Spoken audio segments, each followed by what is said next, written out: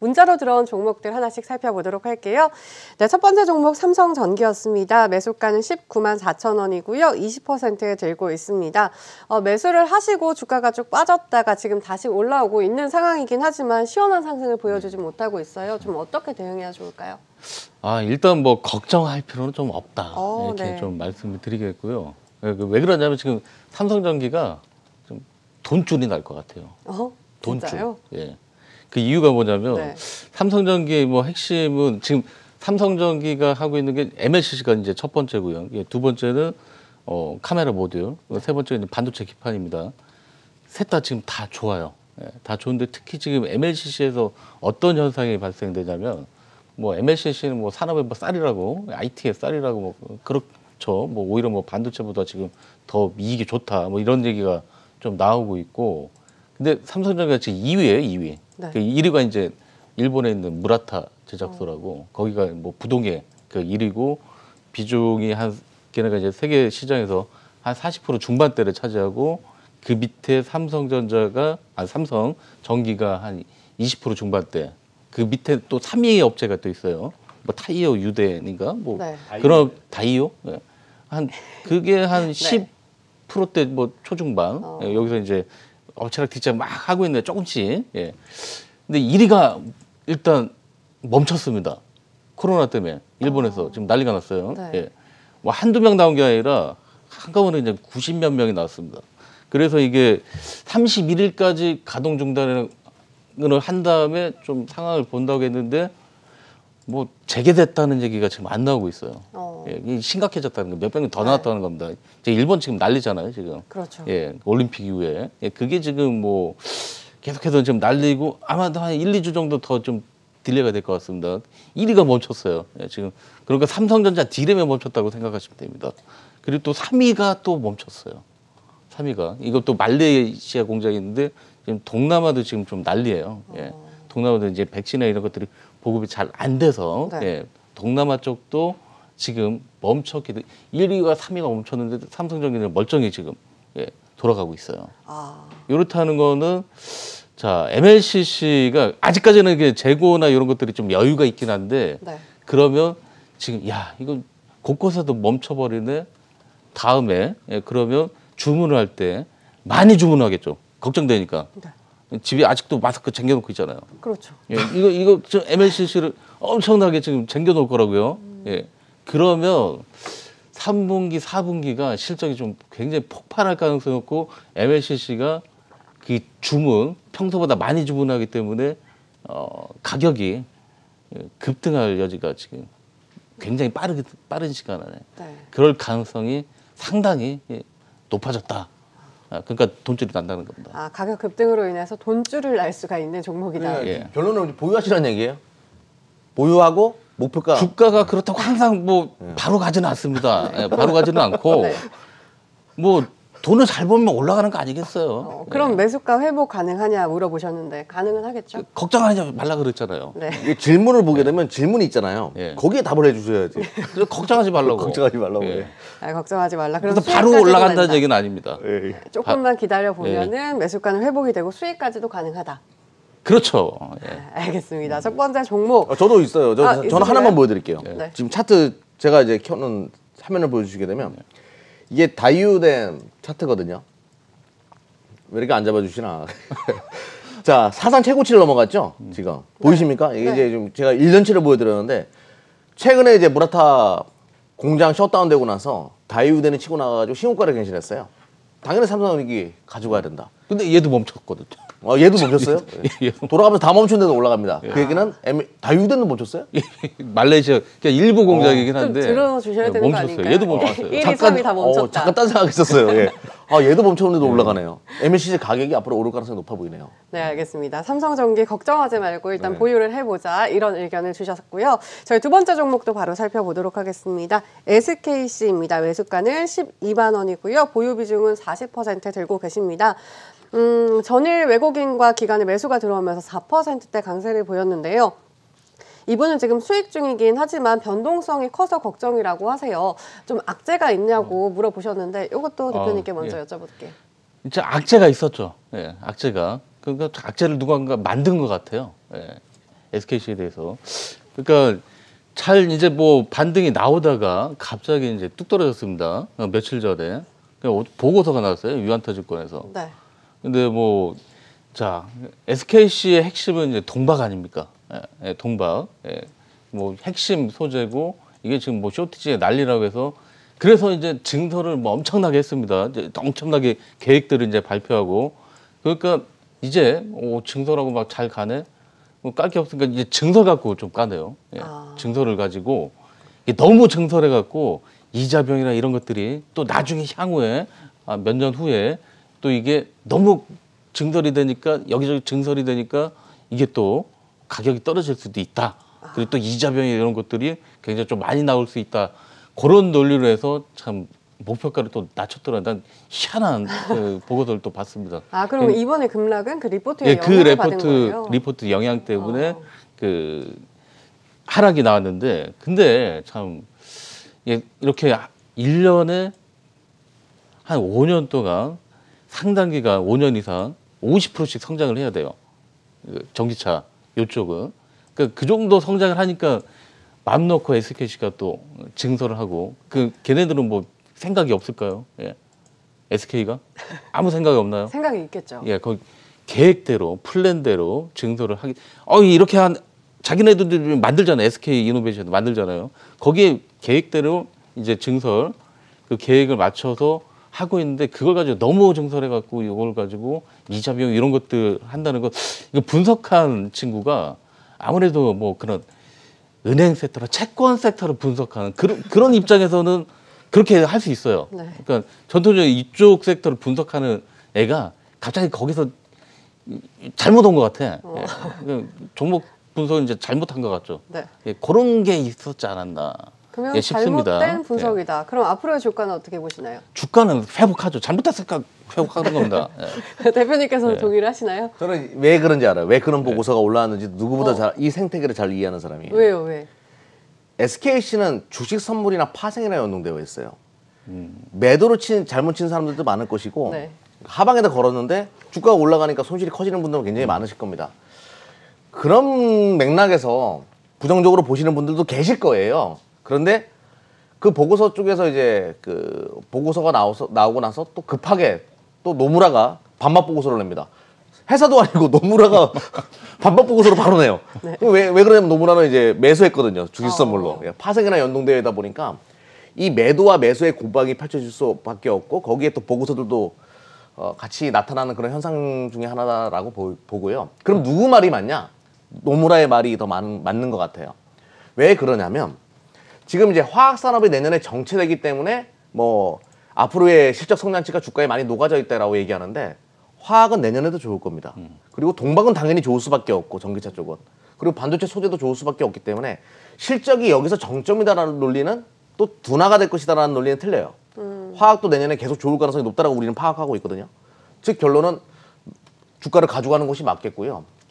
웬만해서는 좀 팔지 않았으면 좋겠어요. 전기차 시대 막 본격화가 되기 전까지는 이 종목은 계속 끌고 오는 전략이 좋을 것 같습니다. 네, 내년에도 업황이 좋을 것이다. 주가는 다시 회복을 할 것이기 때문에 보유를 계속해 해보자. 이렇게 말씀을 해주셨습니다. 세 번째 종목 만나보도록 하겠습니다. 현대차입니다. 매수가는 25만 원이고요. 비중은 25% 들고 계십니다. 지난 1월에 고점을 찍은 이후 계속해 부진한 흐름을 보이고 있는데요. 요즘에 뭐 LG전자도 뭐 애플 이런 걸로 다시 올라오고 있잖아요. 네. 현대차도 이렇게 엮어서 다시 올라올 수 있는 그런 가능성은 없을까요? 어떻게 보시나요? 안 떨어지긴 할 겁니다. 예, 현대차가 안 떨어지긴 할 거예요. 왜 그러냐면 지금 차량용 반도체 수급이 이게 좀 해결이 되다가 5월달, 6월달 뭐 정점을 이제 그 찍고 쇼티지에 대해서 정점 찍고 좀 해결되는 그 분위기에서 마찬가지로 또 동남아의 또 르네사스라든가 뭐 그런 좀 인피니트 뭐 이런 주요 차량용 반도체를 만드는 회사들이 많이 있어요. 근데 동남아 좀 난리잖아요. 네. 곳곳에 또 멈췄습니다. 멈춰서 해결될 기미가 보이는데 거기서 또 멈춰버렸기 때문에 지금 또 쇼티지가 계속 좀 나고 있습니다. 차량용 반도체. 그렇게 이제 해결이 안 되다 보니까 8월달에 이제 미국에서 GM하고 이제 포드 생산 판매량이 전년도 대비해서 30%씩 줄었어요. 근데 그래도 여기서 현대차가 가능성이 있는 현대차는 4%밖에 안 줄었습니다. 4%. 미국에서. 그러니까 줄어든 게 폭을 보면 미국 업체들보다 현재 업체들보다 엄청나게 그 관리를 잘했다는 거 아닙니까? 그런 거 봤을 때 야 그래도 현대차는 나름대로 잘했구나. 관리를 잘하고 그럼 생산 효율성을 좀 높이지 않나 이렇게 좀 보게 되면 현대차가 지금 당장 못 가는 건 이해는 하지만 위기 상황에서 굉장히 좀 선방을 하고 있다. 좀 이렇게 좀 말씀을 드릴게요. 선방은 하고 있는데 사실 주가가 이 매수하신 분의 그 염원대로 올라가지는 않고 있는데 네. 다시 25만 원 회복은 가능할까요? 그러니까 이거는 동남아에 좀 물어봐야 될 것 같습니다. 동남아가 좀 해결이 되고. 네. 근데 동남아도 막 보급되지 않겠습니까? 결국. 네? 저는 답을 드리도록 할게요. 네. 왜 이렇게 답을 안 주셔? 보유예요, 뭐예요? 자네가 답을 주세요. 자, 같은 팀이라서 다행입니다. 네. 지금 이제 25만 원이면 굉장히 높게 사신 거예요. 근데 저는 정답부터 말씀드릴게요. 그냥 들고 가시면 되는데 네. 첫 번째 배경으로 김주 대표님께서 말씀하셨던 반도체 쇼티지 문제는 델타 변이가 원인인 거잖아요. 요거는 해소되겠지요. 지금은 아닌 것 같겠지만 내년도 정도에는 충분히 해소될 것이고 완만해질 겁니다. 그래서 이거는 정상화될 가능성이 높기 때문에 들고 가는 것이 맞겠고, 두 번째로는 반도체 쇼티지가 지금 계속 이렇게 되는 거 아니냐라는 우려감들이 있는데, 저희가 요번 주 우리 팀에서 24시클럽에서 월요일날 반도체 유통회사를 기업 탐방을 했거든요. 근데 거기서 들려오는 얘기는 정점은 지났다는 얘기가 있었어요. 그 얘기는 이제 보복적 소비의 일환으로 자동차 신차 판매량이 급증할 가능성이 높기 때문에 이제는 이제 반도체 쇼티지 때문에 우리가 이제 못 사고 있는 신차가 많단 말이에요. 전기차도 못 사고 있고, 이제 본격적으로 이제 판매가 시작될 가능성이 높기 때문에 실적이 내년에 많이 좋아질 거예요. 네. 그럼 지금 가져갈 필요가 있겠다. 그럼 말 나온 김에 제가 이제 대형 SUV를 한 대를 보는데, 저희 집사람이 이제 그 와이프가 그거를 몰고 뭐 병원을 가거나 그러면 제가 못 사요. 저 같은 경우에도 제 차가 필요합니다. 전기차가 필요해요. 집사람 혹시 보고 있나요? 아무튼 전기차도 이제 내년에 신차로 나오는 것들 구매가 굉장히 저와 같은 사람들이 많을 거예요. 필요로 했는데 좀 전기차 나올 때까지 기다렸는데 이제 차가 없어. 안 나와. 내년에 이제 본물이 터지는 거죠. 그럴 가능성이 열어놔야 되겠고. 그럼 여기서 중요한 부분. 그럼 현대차를 그냥 들고 가는 것이 맞냐? 저는 현대차 반, 기아차 반. 이동하셨으면. 왜 반반이에요? 네. 본인도 그래요? 네. 왜 그러냐면, 왜 반반이냐면 네. 현대차는 조직이 크잖아요. 뭐 수소차도 한다, 뭐 전기차도 한다. 복잡합니다. 조직이 큰 기업이 어떤 전기차라는 새로운 물결이 만들어졌을 때 변화를 꾀하는 데 시간이 걸릴 수 있어요. 근데 기아차는 작단 말이에요. 변화를 빠르게 꾀할 수 있죠. 이번에 마크도 바꿨습니다, 기아. 그래서 저는 전기차 시대가 올 때 현대차보다는 기아가 좀 더 유리해질 수도 있기 때문에 과감하게 기아차로 일부 물량 절반 정도는 이동해놓고 투트랙으로 가져가는 전략이 필요하지 않나, 이렇게 설명드릴게요. 네, 투트랙 전략을 제시를 해주셨는데요. 한 가지 더 궁금한 게 네. 애플카하고는 아무런 소식이 없을까요? 뭐 애플 어제 또 뭐 도요타로 넘어갔다는 얘기가 있어요. 이게 계속 립서비스하고 이제 완성차 업체들과의 단가를 조율하는 데 있어가지고 열심히 뛰는 것 같은데 뭐 안 해도 그만이에요. 우리가 뭐 언제까지 뭐 애플 붙잡고 그러고 있겠습니까? 그냥 뭐 대한민국 국가대표인데 네. 자신 있게 했으면 좋겠어요. 네, 애플이 없이도 주가는 결국에 올라갈 것이다, 이렇게 말씀을 해주셨습니다. 자, 이번에는 전화 상담으로 이어가 보도록 하겠습니다. 많은 전화가 들어오고 있다고 하는데요. 첫 번째 분부터 만나보도록 할게요. 네, 안녕하세요. 네, 안녕하세요. 네, 안녕하세요. 반갑습니다. 어떤 종목 들고 네. 계신가요?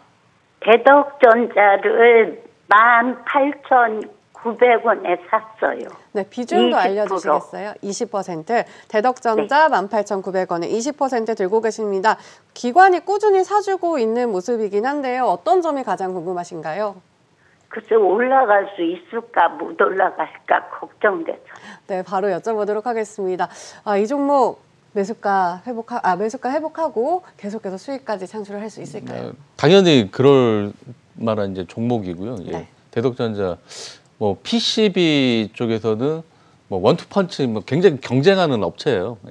굉장히 지금 업황도 지금 좋아지고 있고 하기 때문에, 다만 뭐 좀 공격적으로 좀 매수하신 거는 좀 그렇긴 한데, 그렇다고 뭐 이게 그동안 좀 많이 올라왔잖아요. 네. 올라왔기 때문에 좀 최근에 너무 또 이제 시장이 또 좋다 하니까 그 물량 소화 과정에 좀 있다 이렇게 이제 보시면 되고 이익이 뭐 제대로 좀 나는 PCB 업체 중에 하나이기 때문에 그렇게 뭐 걱정을 안 하셔도 된다 이렇게 좀 말씀을 좀 드리고 싶네요. 네, 현재가 매수가 사실 그렇게 차이는 나진 않거든요. 근데 수익을 어느 정도까지 볼 수 있을까요? 목표가를 좀 제시해 주신다면. 계속 들고 가세요. 그러니까 지금 단기 시세에 대한민국 투자분들은 너무 연연하거든요. 네. 대다전자의 포인트는 뭐예요? FCBGA라고 해가지고 네. 이게 요즘에 가격이 많이 올라가요. 그러니까 대다전자가 만드는 요 기판 가격이 많이 올라가고 있거든. 40% 50% 뛰고 있는데 이거는 계속될 거예요. 자동차용 반도체 쇼티지가 발생해가지고 IT 쪽에서도 지금 판매량이 급감하고 있고 뭐 그러고 있거든요 지금. 근데 이것이 해소된다라고 하면 IT 쪽도 이제 물꼬가 트이기 시작하고 PCB 판때기는 정말 많이 팔리겠죠. 판때기? 네, 아무튼 그런 개념으로 본다라고 하면 지금 이거는 팔 이유가 전혀 없고 그런 상황에서도 실적은 계속 좋아지고 있고 주가가 벌써 시가총액 1조까지 왔습니다. 네. 1조 벽과 부딪혀가지고 내려온 것이지 이거 뚫어버리면 이제 보이거든요. 좀 중장기적으로 투자하셨으면 좋겠어요. 자신 있게. 네, 알겠습니다. 걱정하지 말고 자신 있게 쭉 들고 가보자 말씀을 해주셨습니다. 자, 두 번째도 전화를 연결해 보도록 하겠습니다. 네, 안녕하세요. 네, 안녕하세요. 네, 반갑습니다. 어떤 종목 들고 계신가요? 네, 카카오뱅크 갖고 있습니다. 네, 카카오뱅크 매수가하고 비중도 알려주세요. 88,600원에요. 20% 갖고 있습니다. 네, 카카오뱅크 88,600원을 20% 들고 계십니다. 상장 이후에 쭉 잘 오르던 주가가 이 블록들 이슈로 뚝 떨어지면서 조금 걱정이 많으실 것 같아요. 어떤 점이 궁금하실까요? 네, 매수가까지 올 수 있는지 한번 궁금해서 전화했습니다. 네, 알겠습니다. 이 종목 역시나 매수가 회복이 가능한지 궁금해 하시는 것 같은데요. 어떻게 보시나요? 저는 뭐 카카오뱅크는 지금 가격대가 도 약간 좀 비싸게 좀 보고 있습니다. 비싼가요? 예. 뭐 처음에 이제 상장가는 좀 굉장히 좀 낮췄었어요. 네. 뭐 18조 정도로 해서 뭐 그때는 이제 거품을 좀 많이 제거한 상태에서 봤는데 근데 지금 오히려 이제 카카오뱅크보다는 지금 카카오페이가 지금 상장하잖아요. 네. 그쪽으로 이제 관심도가 굉장히 좀 갈 수가 있습니다. 왜 그러냐면 저도 이제 카카오뱅크를 있어요. 예. 있는데 한 번도 쓴 적이 없습니다. 예. 그렇게 이제 좀 유령 개설자가 굉장히 많아요. 네. 이경래 대표도 카카오뱅크 한번 만들어 보고 쓴 적 있나요? 저는 해봤는데 어. 제가 약간 컴맹이에요. 예. 아니 이거 봐요. 예, 저 못하겠더라고요. 예. 그러니까 네. 좀 아직까지는 우리가 이제 경제 주체나 자산을 갖고 있는 분들이 뭐 40대부터 60대 이쪽이 지금 많이 가고 있잖아요. 네. 그 카카오뱅크 뭐 물론 이제 젊은이들은 많이 합니다. 사실 저는 잘 쓰거든요. 그래요? 네. 젊은 젊은이시네.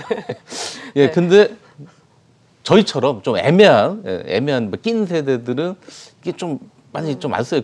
예전에 썼던 거 써요, 그냥. 기존에 뭐 은행 거 그냥 쓰면서. 근데 카카오페이는 좀 틀리더라고요. 근데 카카오페이는 또 상점에 이게 좀 관심도가 떨어질 수 있거든요. 그래서 저는 뭐 미래는 뭐 창창하고 여기서 뭐 많이 떨어지진 않겠지만 올라가기 어렵다. 그렇다면 과감하게 결정을 해서 비중 축소나 저는 뭐 그렇게 하는 게 낫지 않을까 싶습니다. 네, 알겠습니다. 비중 축소를 말씀해 주셨는데 사실 제가 진행을 하는 평일 저녁 7시 반 머니가드에서는 이 종목을 굉장히 긍정적으로 말씀을 해 주셨거든요. 중장기적으로도 괜찮다. 어떻게 보시나요? 깨알 PR 하시래. 네. 옛날 사람 이경락, 카카오뱅크 안 쓰는 옛날 사람 이경락 분석해 보도록 하겠습니다. 네. 일단은 저는 김주 대표님 말씀에 공감을 해요. 카카오뱅크 안 써놓고 무슨 소리냐. 근데 시가총액이 38조예요. 비싼 건 사실이거든요. 그리고 시장은 무엇을 확인하려고 할까요? 실적이 정말 얼마나 좋아지는지 확인하고 움직이려고 할 겁니다. 지금은 기대 심리로 올라온 거죠. 그럼 주가는 어떻게 될까요? 계속 조정이 있을 거예요. 상당히 긴 기간 조정. 본인이 견디기 어려울 정도까지의 기간 조정. 그러면 어떤 전략을 취하면 될까요? 일단 물량을 줄여놓고 아무도 안 보고 전혀 관심이 없을 때 그때 매수하는 게 좋을 것 같네요. 결론부터 말씀드리면 긴 시간을 기다릴 자신이 있습니까? 그러면 가져가시고 자신이 없으면 매도하고 차후에 아무도 안 볼 때 그때 재매수하는 전략 취하시면 될 것 같네요.